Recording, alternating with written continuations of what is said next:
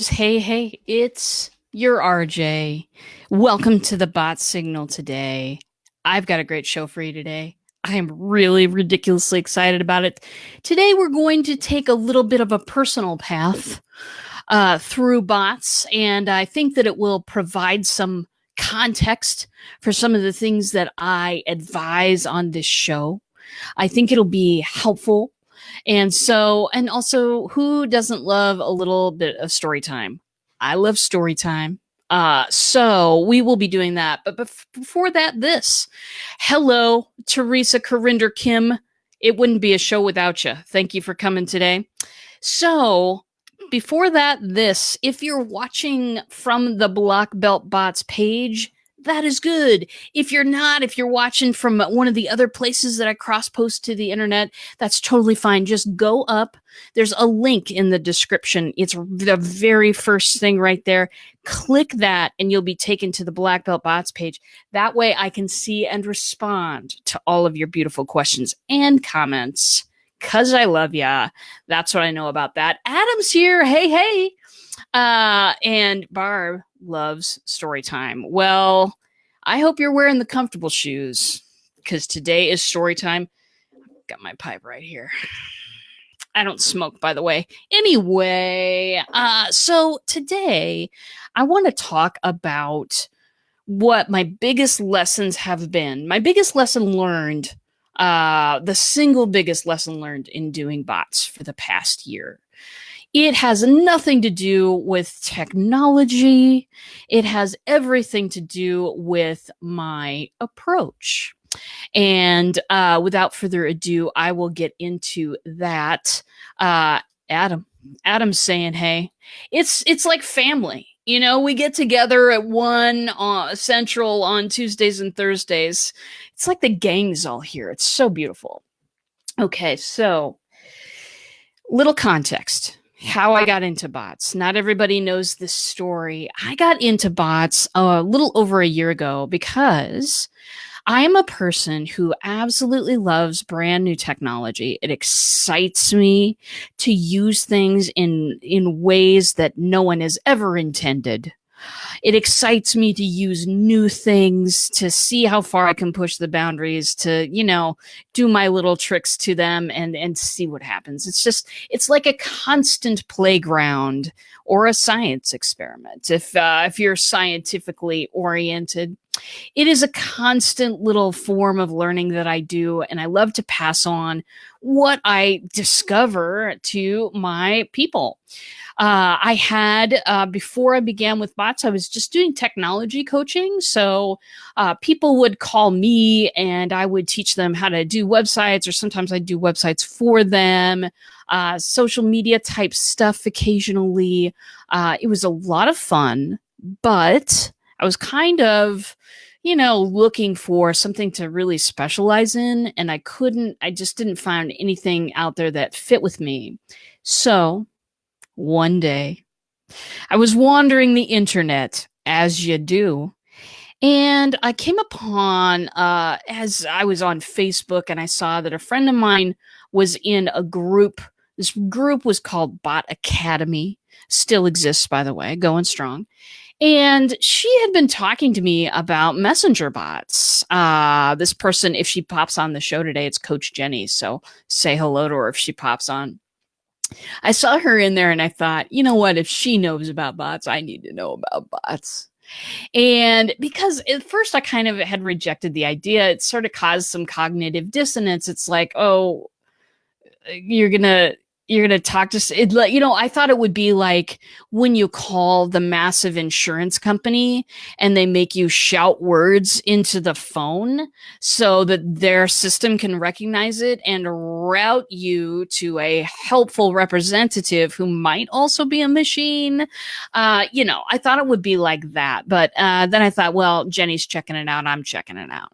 So followed her into that group.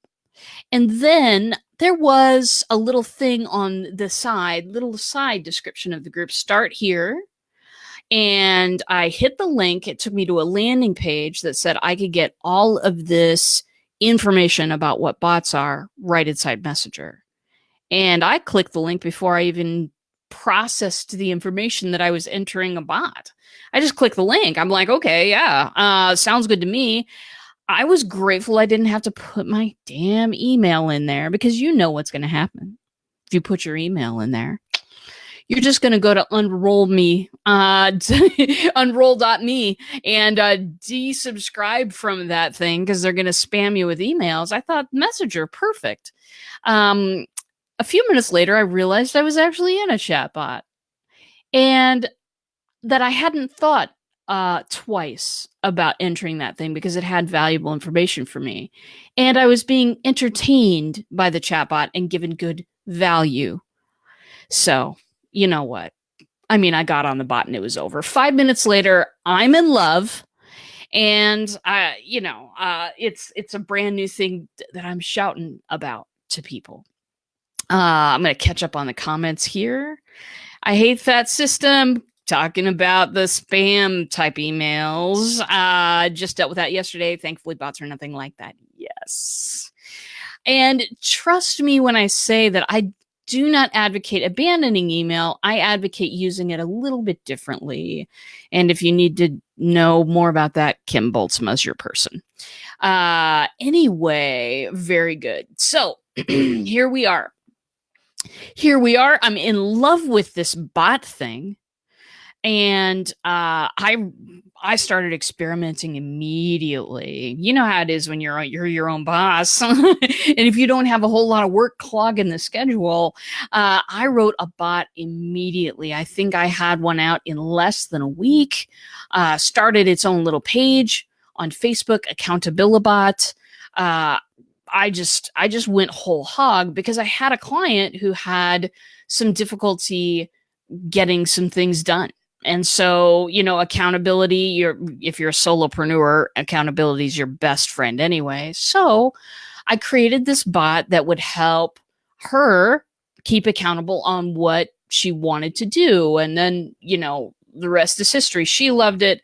I passed it out to some friends. They loved it. One of them put it on her wall and just said, oh my God, you have to check this out. And then the link. And 70 people came in overnight. And it was pretty astounding. It was doubly astounding because of this. I had just shelled out that February $5,000 to be in one of those 7-step systems that's going to create a funnel for you. Yeah, I was taken in, guys. Listen. I'm not always the smartest person in the whole world, but you knew that, and you love me anyway. So the program that I had joined, the $5,000 thing, wasn't bringing in a single cent. In fact, I was blowing a lot of money on Facebook ads and not getting any results. I put that bot up as an experiment, and it brought me 3 paying clients. What just happened?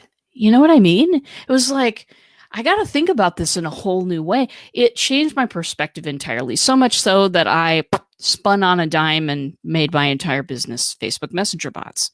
It was June of 2017.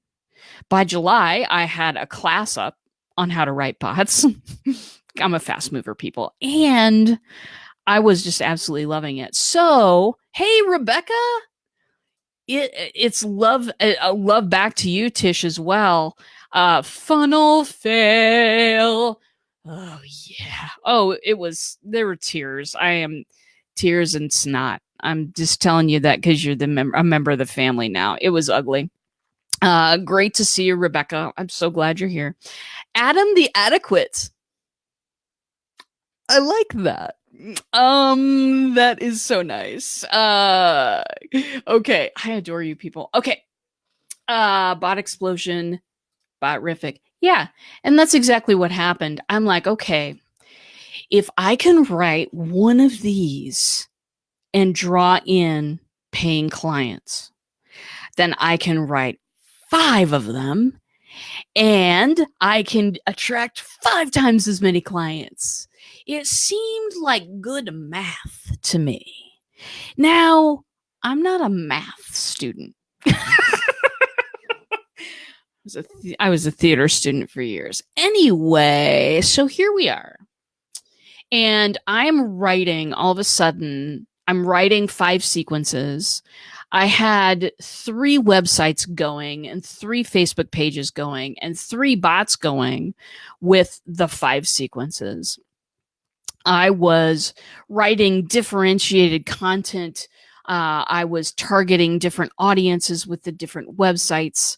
I was going absolutely insane, and possibly some hair removal was happening through kind of some yanking motions as well. It just wasn't, I kind of went crazy on it. And the bots that I was building were meant to, have all of these fancy, fancy things happening in the background.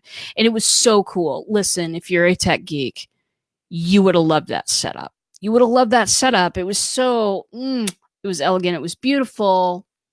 And nobody was making it through. Like, I kind of detoured from what had worked and thought, I was polishing my message, making sure that it's right for the platform, making sure it's right for Messenger.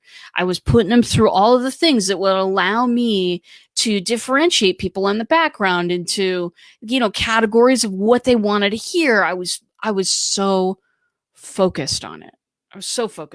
And I couldn't figure out why people were dropping. People were dropping at a rate that was more than what it had been before. And I'm like, I had my own personal what the fire truck moment, those. It wasn't good. I had just stopped everything. I finished out my contract with my old stuff, but I wasn't pushing that stuff anymore. I put all my eggs in the basket with the bots. I've never done that in my career before. I've always been like a generalist, just in case something stops working, technology. But I put all my eggs in the basket with this thing, and I was giving it my all, and it wasn't performing the way that I thought that it would. And my thing then was, what if this is, maybe I thought more of this than what it is? Was I wrong about bots? It was a serious moment in time, because it was like, I don't get it. I'm putting a good effort forth here. I'm writing a better bot than I see most people writing. Why aren't people responding? Okay. So was I wrong about bots? No, grasshoppers. My approach was wrong. So I was only focusing on what I had to say. I didn't really appreciate any kind of relationship that my bot started, except for the transaction relationship. So I was having good conversations with people occasionally, but I was only marking them as good in my head if it led to a direct sale. If it led to a sale directly. That's the only thing I was measuring on my return on investment. And I was so focused on what I had to say that I'm like, here's the question in my head as I was looking at my stats. Are people getting this? Are people listening? I was treating it as a lecture at a university. How many people are responding to this? Yeah, that's the wrong approach in a bot. It's the wrong approach. And I don't blame myself for taking that approach, because we're kind of taught that. We've got it ingrained in our heads that we need to shout as loud as we can and as many times as we can, and hopefully Google will notice us and be good to us and love us and put it on top of a search without paying a hell of a lot of money. We are, we're trained to think that way, and we're trained to think transaction first when it comes to return on investment. Okay, so that's exactly the way I was thinking. And the minute that I made a different decision, the minute that I turned that around and started focusing on a two-way conversation as an ROI instead of just a transaction, The minute that I started considering that it's not about me, and it's not even necessarily about you, it's about us. The bot is about us. And it's about me being able to focus some of my energy on drawing you out and talking to you and figuring out where you are in this situation and figuring out if I have any tools to help you. And sometimes I do, and sometimes I don't. Sometimes you're looking for something different than what I could provide. Few weeks ago, a friend of mine tagged me in a post in one of those really, really big ClickFunnels groups, and somebody had been asking a question about bots, and this person knows that I do bots and said, "Hey, talk to RJ Redden about bots." So I responded and I friended this guy, and he had one question for me, and the question was about, have I ever worked on an event with 20,000 attendees or more? Well, the answer was no. And boop, never got another response to a message. I didn't have what he wanted, and that is perfectly okay with me. I'm okay with being sorted out, because then I don't have to spend energy trying to get somebody to listen to a message that's not valuable to them. It's a beautiful thing to be sorted out, for somebody to say that this is not what I want.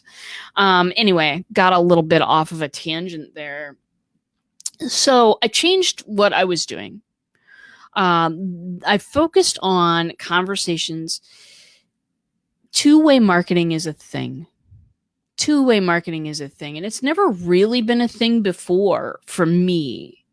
It's always been the one-to-many solution. It's always been the lecture and the thing where I'm going to get my message out in a way that I think that you'll hear it. I'll use your language. I'll use examples that fit with you. I'll do all of these things, but it's just me talking, whether that's giving a speech somewhere on a stage at a conference, whether that's writing an email or a blog post or doing a podcast. You might get some interested folks that come back to you and say something. That's wonderful. That's like the biggest win when it happens. But in a bot, I get that all the time if I'm asking for it. What I'm saying is every post cannot be about me. Come join me. Come listen to me. It can't be about that. It has to be occasionally, hey, how are you? What's going on with you? Is there a way I can help you? At least, with some little bit of education. I'm constantly putting out free stuff that people can take advantage of to get a toe in the water for bots. I prefer it that way. I prefer that people get a toe in the water and know a little bit about what's going on before we jump into a relationship. Last thing I want is for somebody to hand me the keys and go, here, build me something, because they're not going to really like it. They're not going to understand what's going on there. They're not going to appreciate the fact that this is really different. This marketing is really different than anything that's been around before. I'm going to catch up on the comments now, my friends. I've struggled with that feeling for a long time, Teresa says. I'm going to put my chin above today. I fought against being sorted out. What a great way to think about it. Let me tell you, I love being sorted out. Like as I was saying, I don't need 3 billion customers. I don't need a crowd of thousands and thousands of people hanging on my every word. I don't. If I had that, I don't even know what I'd do with it. I've got my client goals, how many I want to have, kind of on a retainer basis, how many, I have written out all of these things. Okay. I've done my due diligence. I don't need everybody. What I really need are the people that resonate with what I'm doing, like what I'm doing enough to invest in themselves and their businesses. Because once you become part of the Black Belts family, I mean, there's no turning back. It's like one of the 5 families. No, I'm kidding. No, once you become part of my client family, I care about your business. I think about you even when you are not paying me to think about you. I think about your success. If I run into a tool that ManyChat has, or if I run into a different tool that I think you'll be interested in, you will get a little voice message from me. That's the way that it is. I care about your success because then that makes me look good too. So maybe it's just kind of a selfish thing, but I got no problems being sorted out these days. God, it used to hurt though. It used to hurt. And I get it. I get where you're coming from. There's a lot of emoji going on in this chat, you guys. I love it. Keep it coming, babies. Yeah. Emoji love war. That would be the first instance that I know about. So we're doing firsts all over the place, people. Yeah, embrace the conversation, and we do all live and learn. You know what? That very valuable lesson has been, it's been honestly, it's been return on investment for my clients. It absolutely has, you know. And when you face it that way, that life is an experiment and not a performance, when you're allowed to test things and expand your mind a little and create different solutions instead of just having to have it perfect every single time headed out of the park, then it's a whole new world. It's a whole new world. I love the live and learn statement. I'm putting it up twice. Yeah, strategy is 80% of the battle. I hear you that one. Bot eggs. Okay, now you'll have to tell me what that means. Very good. Build it and then market it so that they will come. Absolutely. You know what? I find some truth to that statement, and I also find some a little bit of falseness to that statement. You all remember the movie. Maybe you don't. Maybe I should explain this. Kevin Costner, Field of Dreams, decided to build a baseball field in a cornfield. Everyone thought he was crazy. And yet, yeah, some weird ghosts appeared out of the corn, and they weren't, you know, Malachi. They were good people who wanted to play baseball. Who knew? And then other people came too. It was fabulous. The town, that little town in Iowa, still has that field. And they still have tourists stopping by to see if anybody will emerge from the corn. If you build it, they will come. That's where that statement comes from. And it used to be true with technology. If you build something super fabulous, people are going to show up. Gosh, it was absolutely true at one point. And for me, it's not 100% true all the time anymore. Yes, I build some damn fine looking bots. I do. And I do hope people will be attracted by that and show up. But there's also the part where I'm drawing people out. I'm asking people questions. I'm kind of figuring out what's going on with them, and I'm having a conversation. With apologies to Kevin Costner, obviously. But although I think he should apologize to the world for Waterworld, that's another discussion. Anyway, look it up if you don't believe me. Anyway, very good. Kim says it's kind of like you said, you built it, aka bots, but it didn't mean that they came. You started putting yourself out there and then they started to come. Well, and that's the important part, right? You know, that's why we call you SE Oprah. And it just makes me so happy to say that every time. You know what vision I have in my head when I'm saying that, Kim? I'm having a vision of you, like, you know, the Oprah meme, the one that kind of, you know, she's standing back and yelling something, and you get a cruise, and you get a cruise, and I'm just having a vision of you doing the same thing, except you're giving people the gift of proper SEO. And that it just, the vision makes me happy. We might have to make a video of that. Please stand by for our progress on this. Very good. Adam says, build it and nurture it, and then people stand around as a community. They do. And what I really want is a community. I saw a show the other day, Aaron Strayer show. I always catch it. Pretty good today, people. Just saying, one person in the comments was the star of the show today, and it was fabulous. So I saw a person interview Aaron actually, and she was talking about the lone wolf syndrome, about how we're kind of taught to fight through, pull ourselves up by our own bootstraps. You can do it, make it happen. We're all kind of, the lone wolf syndrome, though, adds to an incredible crushing feeling of loneliness, which I think destroys more solopreneurs than anything else. Just that feeling like you are fighting for your next buck. You're grabbing it from somebody else, like in the 80s and Cabbage Patch Dolls at Christmas.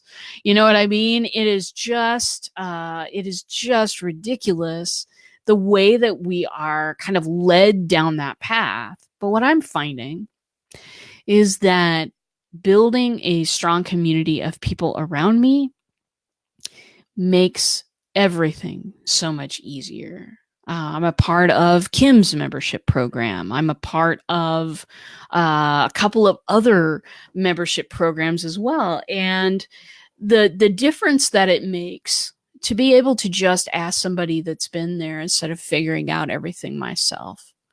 And, from time to time, there is a lot of exchanges going on. And I'm so grateful to be part of a community now, instead of just trying to fight for every single dollar, and act in a way that I really hated anyway. So Teresa said, boy, did I suffer from lone wolf syndrome at first. It sucked. I'm singing because of the capitals. You have to get over the feeling of not knowing what you're talking about. Oh, absolutely.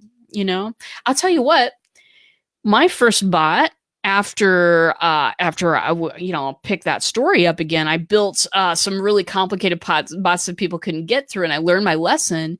And then a friend of mine, Stacy Spenceley, she needed a bot for her Facebook group and for the mastermind classes that she had and all of that kind of stuff. And I built a bot for her. And just the community that we got going on there. I'm not necessarily a member of her group because it's for moms of toddlers. Listen, I got fur babies. I got one right here, right now. Barry. He's asleep, or I'd have him say hello. But that not knowing what you're talking about, that imposter syndrome, I think that you're talking about, that shows up on such a regular basis, sometimes, especially when you're alone. When you're in a community, it's not that bad. And honestly, I'll go ahead and recommend a book for that. It's called Hilda, written by Coach Jenny Mustafa-Julek, and it's about that imposter syndrome and the inner naysayer. And it's really important for entrepreneurs, especially solopreneurs, because the thoughts in our heads aren't drowned out by anybody else sitting at the office. You know what I mean? It's all our decision, and sometimes that is an incredible pressure. But for me, the minute that I started to just let's build community, let's have as many conversations as we can have. Let's break all of the rules and make my own thing up. And I tell you, I'll never look back. I'll never go back. Bots are it. I found my niche. Not everybody has found theirs. I didn't find mine for a while. But what it's given to me is so much. And it started with that one huge lesson that it's not about me. These bots are not about me. Yes, deliver value. Yes, have a solid message. Yes, do all of those things. But the bot isn't about you. It's about a two-way conversation. That's what it's built for. And there are ways to scale that two-way conversation. There are ways to scale that stuff. And of course, that's certainly something that I'm pretty good at in a bot. But just know that that's what it's about. And the minute you start focusing on that, the more success you will have with your chatbot. Promise. Okay, now I'm going to catch up on comments again. Very good. Adam says, staying alone in business feels like standing in a fountain scooping up pennies. Yeah, it does, doesn't it? I mean, you're just chasing after every single thing.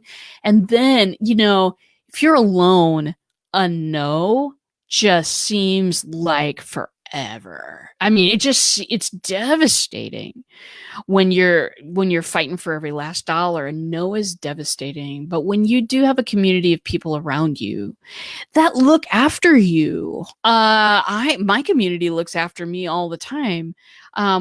They recommend me to people all the time. It's an amazing thing, and I do the same thing back. And we're not in a group where we're required to refer out these people. It's not like that at all. It's just that I know, they're, in a sense, they're my team, and I know exactly what they're good at.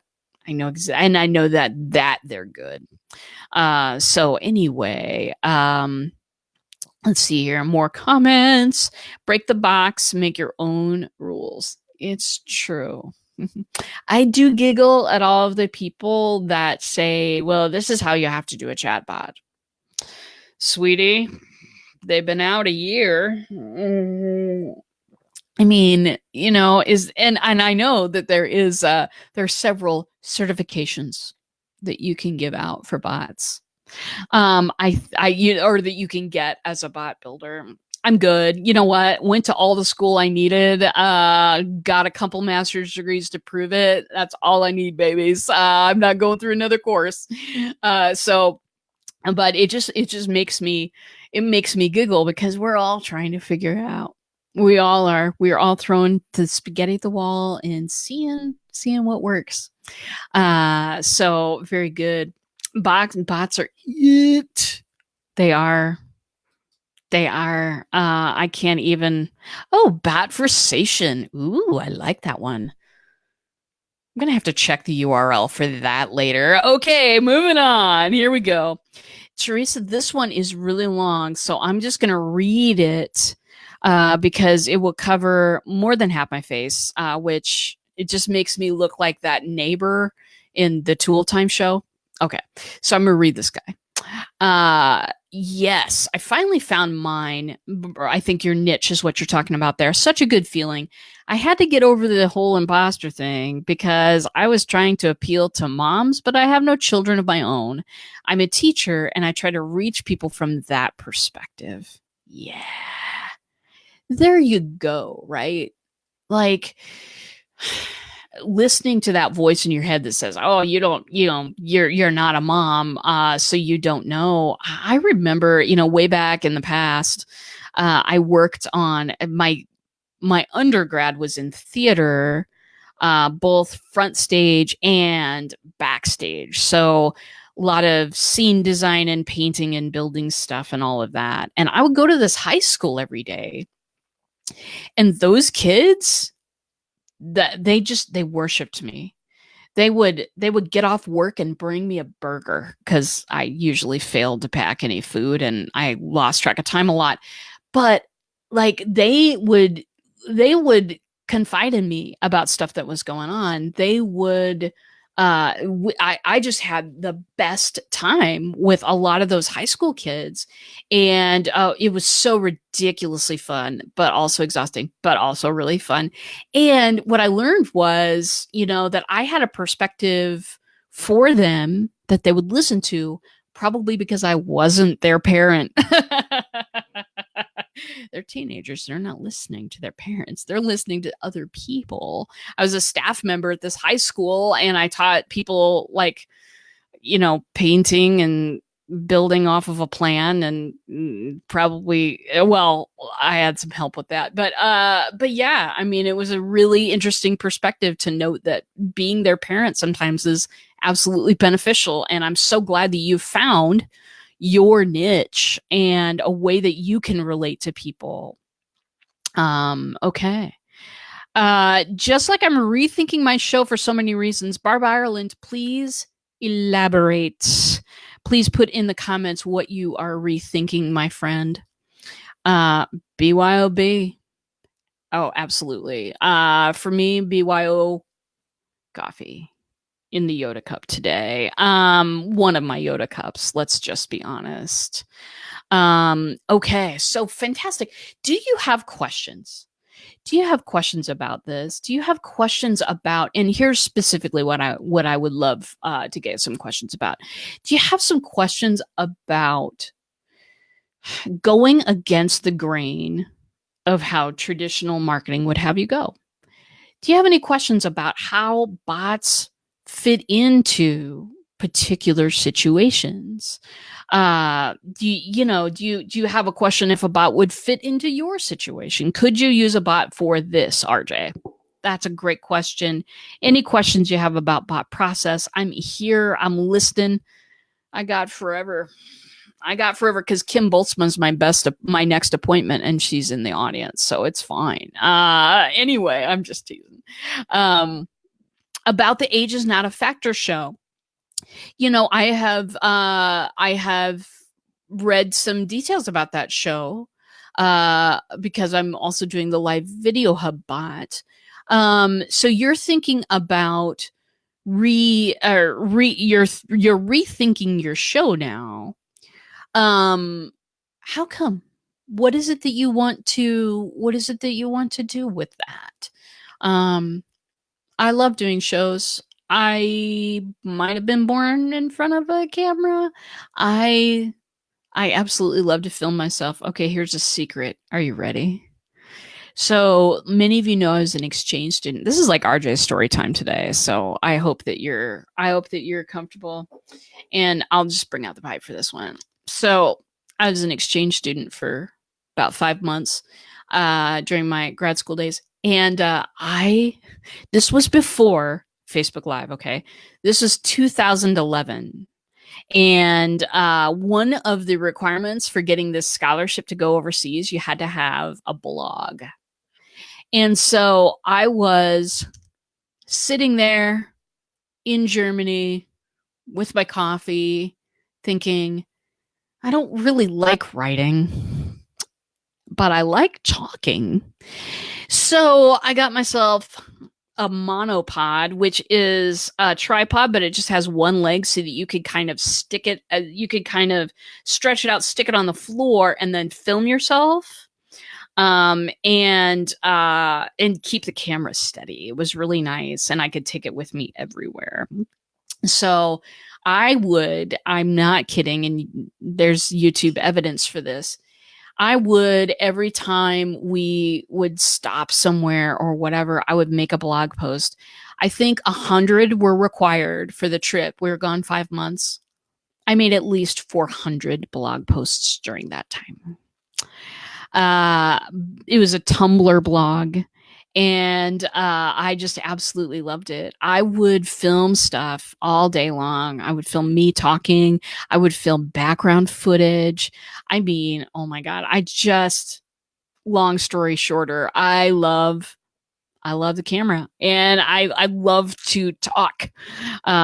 So I love shows, and I love talking to people about their shows because it's vastly interesting to me. Anyway, can't even remember why I started off on that path, everybody. Oh, Adam's got a question. Whoa! Okay, and it's one that I can be above. Question: would it be a good bot to have a bot start a chat as a follow-up to an event? Yes, like a live, etc., asking for review thoughts, or is this too much? It's fabulous. Here's the reasoning. It's fabulous from two standpoints. A, it makes people feel awesome to be acknowledged for being in the audience during a show or making comments during a show, or, it just makes people feel awesome and seen and heard when you acknowledge their presence by saying something like, hey, thanks for joining the show today, or hey, I've noticed that you've been at a lot of my shows lately and I want to say thanks. And then asking for, but here a sample of questions you could run. What's the biggest takeaway that you've gotten out of my show lately? Or what's the biggest takeaway you got out of today's show? Or, the obvious ones. What do you think there's something missing from my show? Do you think there's a segment that I could add? What do you think? All of that, all of those kinds of, questions that you'd find on a survey, those are all fine. What I like to do, though, is I lean away from those because they're so general or whatever, and people are so used to being asked those. And I want to start a conversation if I can. I like to do the biggest takeaway question. I also like to say, hey, this is a possible future vision I have. What do you think? Really get some thoughtful input, and people will answer you in a bot. People won't answer you in a public forum. You'll get your 5 faves, the 5 people that always answer every question because they love you and they don't care that it's on a public forum. But most people are a little shy about stepping up. In a bot, you can ask a question like that and get a thoughtful answer. It's insane. I've never seen it on an email. I've never seen it anyplace else, but it happens in a bot quite regularly. Very good. Oh, Tish, this is wildly creative. Loving that. Barb says, I'm getting people wanting to come on the show, but they have other agendas. Nothing to really do with what I ask of them. Okay, so this is the reason that you're thinking of changing your show up. I get it. So I don't have the expertise you're looking for, because I think that you do an interview show, and that is not, I occasionally will have a co-host, but I don't really do interview shows. You know who does is that Erin Strayer. She might have some better experience to offer. Ross Brand comes to mind as well. That guy does interview shows on The Constant, and he is really good at it. So those are a couple of people that you could look to for sure, to see, what you can do to help people corral into what you'd like them to do. I do know this.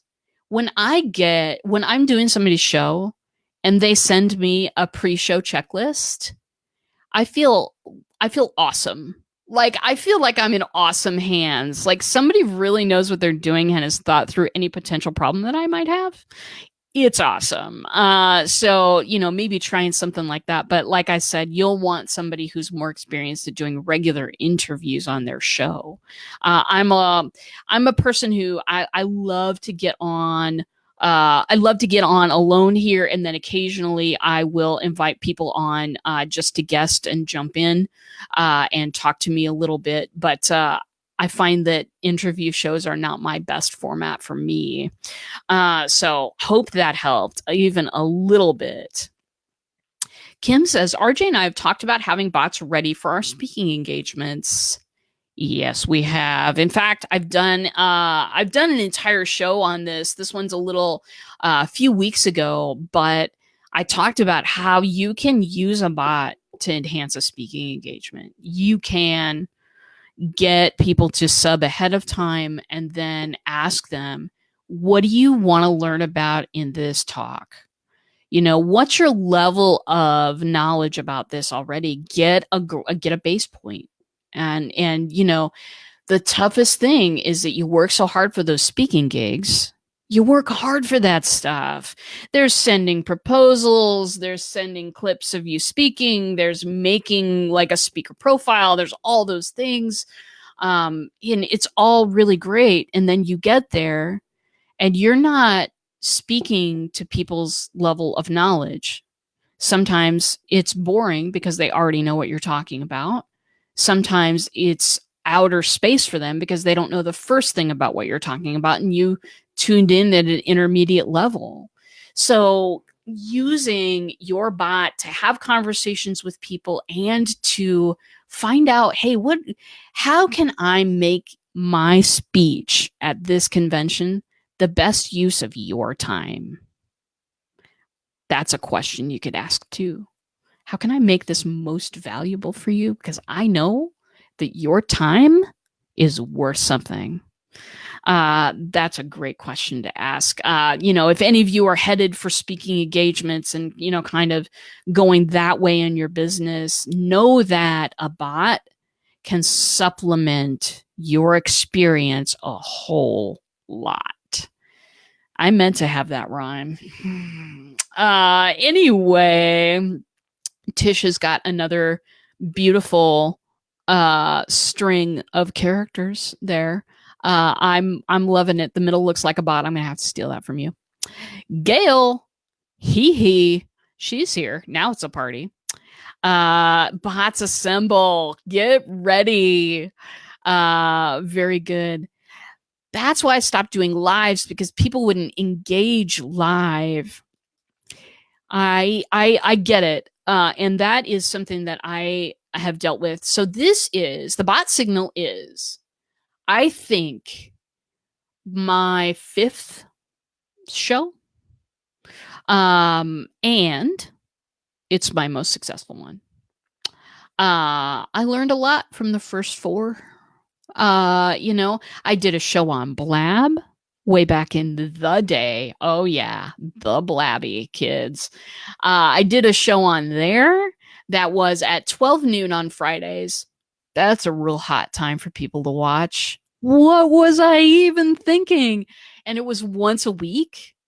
So just not nearly enough. I did another show. I did one for the technology dojo, which I ran for a while. I did that one 4 days a week, Monday through Thursday. And I got more traction there, but I also gave away the farm every single day. And so people weren't as eager to buy some of the products that I had out there, some of the classes and stuff like that. So I learned my lesson there. Then I was on a show called The Water Cooler that was complete light and fluffy, Facebook-y fun. And it happened every weekday morning at 9 a.m. with my friend Gail, who is in the audience. Great co-host, Gail. You're the one. And that one we ended up closing down because, well, we both had other commitments, and it was kind of fun for a while, but it didn't really lead to too much business. It was great for just getting comfortable online, just letting people see you and just being out there. That was my favorite thing about the water cooler. Then after the water cooler, I shut down. I wasn't going to do live streaming again because I had tried it 4 times. Okay, that's a lot. Also, I know that you can't really notice this because I've got my camera angled in a professional way, but I got some chins. It's just like, should I really be going online again? Kim Boltzma convinced me that with this chatbot stuff that I absolutely needed to get online, and she couldn't have been more right. I winded her for 2 months telling her that I didn't want to get online again, and she just kept patiently going, so when are you going to do it? I encourage you, be Kim's friend. So yes, I did it. I finally pushed the button back in December, and I played to a lot of empty seats for a good 2-3 months. And today it's not like that anymore, and I couldn't be happier with it. But it really, a determined and persistent experiment. It needed to be because honestly, yeah, getting butts in the seats is great. A bot will help you do that, by the way. Hey, if you never want to miss another Black Belt Bot show, the Bot Signal, type live in the comments, and my chatbot, Spinning Dragon, she is the cutest ninja you've ever seen. She will hook you up to get reminders about 10-15 minutes before I go live on Tuesdays and Thursdays. Anyway, that was a shameless plug. So I played to a lot of empty audiences, and what I got out of that is that then I was super appreciative when I saw one viewer. You know, 0 goes to 1. It does, especially when you're consistent. And you're real consistent on IGTV there, Teresa. I am very impressed with the amount of stuff that you're putting out over there. Being consistent is huge. But yeah, if you're thinking of getting into live streaming, know that if you love this show, I had 4 before it. And there's been lots and lots of experimenting and trying out things, and I've played to a lot of empty seats before. It made me appreciative of the 1 viewer, and then the 2 that came along, and then the 3, and it made me really appreciate all the hard work that I've done in the past.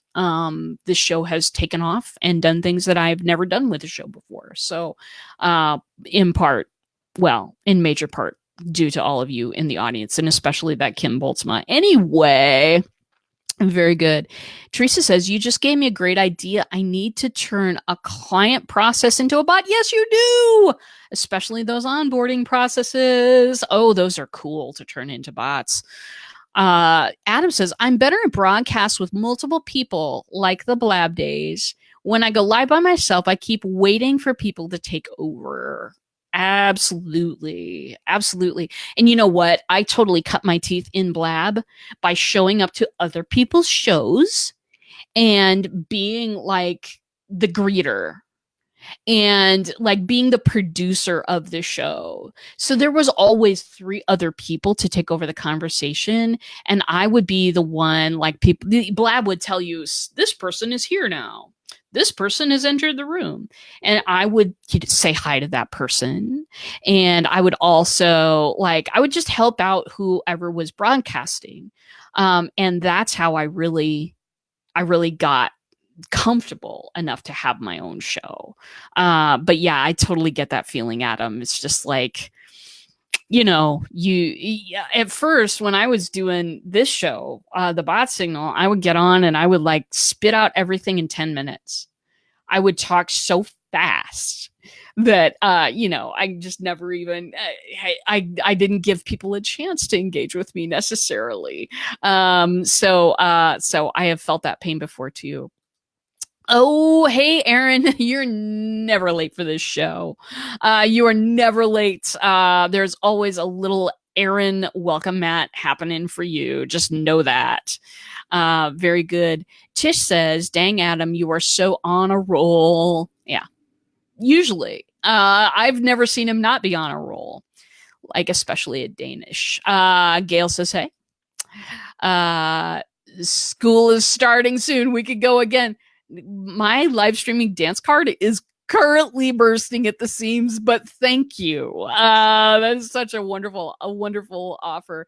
You still get asked about it. That's kind of cool. Very good. Let's see here. Yeah, Kim totally got me out on live again. I just wasn't going to do it. I'm like, I have failed so many times. I'm so frustrated. What if I screw it up again? And she was just like, so when are you going to do it? Yeah, that was totally it. I get a lot more feedback from IGTV than I did Facebook Live. See, that is very interesting to me. That is very interesting to me because me, like everybody else in the world, is working on a little IGTV show. So I'm going to have to ask you about that. I miss Blab, as do I, Gail says. Adam says, I was really good at being the Blab comment greeter. Oh my God, it was so cool, wasn't it? Because I started knowing people's names. That's how I met so many people. Stephen Healy, whom I broadcast with and talk to on a daily basis. I mean, Coach Jenny became my business coach. I mean, it was amazing. It was amazing the people I met through being the greeter on the show. It was insane. So I know what you're saying. Live stream dance card. Yeah, baby. Very good. So I shall now begin the wrap up process. Next week, I'm doing some shows. Tuesday, Thursday, 1 o'clock, right here on the Black Belt Bots page. I'll be cross posting a number of places, but you know how to find me. If you want to be subscribed to my reminders, just type live in the comments and Spinning Dragon will take care of you. Toot sweet. Some amazing stuff is going on in business and in life right now, and I can't wait to share about it with all of you. You know, sometimes this show is rather mechanical and kind of deals with tips and tricks, but today we kind of went into the emotional side of, you know, what happens when you put all your eggs in one basket and something doesn't necessarily act the way that you want it to act or that you had planned it to act. You know, what are bots really about aside from the open rate and the click rate, which are really fabulous and all of that great stuff? What's it really about? It's about the two of us. You know, it's about going on a little adventure together. Sometimes it'll be a short one. Sometimes it'll be a really long adventure, as with some of you. And I can't wait to get more people into my circle with bots. I promise to narrate the journey. And I want to thank you all for coming today because it's just been an awesome live stream. You people are the best. You're the best audience ever. Yeah, for Black Belt Bot shows, type live. Adam says, I am not impressed with IGTV yet. It always shows me things I would never watch. Truth. I got the IGTV app, dear Adam, and it keeps trying to show me makeup shows. Do you see makeup on this face? No? Okay. I mean, like random people too. I have a client who is one of the great makeup folks of the world. She is really this Melissa Carter. She's awesome. They're not showing me her. They're showing me some random teenager applying makeup. Okay. Next, maybe you'll teach me how to put on some high heels. Can you imagine the terror and the devastation if that were to actually happen? Yeah, it's giving me stuff I don't care about too. But I think that we're at the beginning and they are teaching the algorithm yet. So it's going to be a bit. And what I'm going to do is go on the regular Instagram app and search for some people that I want to be subscribed to. And I think that will cure itself over time. Very good. So my darlings, it is 1:58. There will be no Nerdy Girls Geek Out show this week because we're in the off week. But there will be plenty of stuff going on next week. There's going to be 4 shows again next week. Tuesday, Thursday, right here. Let's Build a Bot on Wednesday with Stephen Healy. And then there will also be the beautiful Nerdy Girls Geek Out on Friday. The week after that, I'm insane. Live for 5 days. Live in 5 days live. 5 days live. It's going to be a little series running on the Be Live in 5 page and cross-posted to many other places in the universe.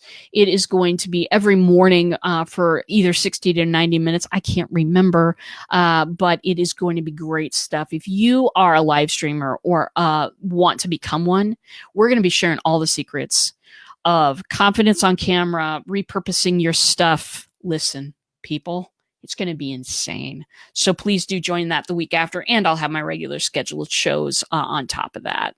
So, darling. Oh, yeah. Kim says, type live in our last show to get reminders for Nerdy Girls, because you know we have a bot on there already. That is that is it for the day. I got to sign off so that you folks can go and do the other things you were meant to do today. Have an absolutely lovely day, and I will see you in a bot.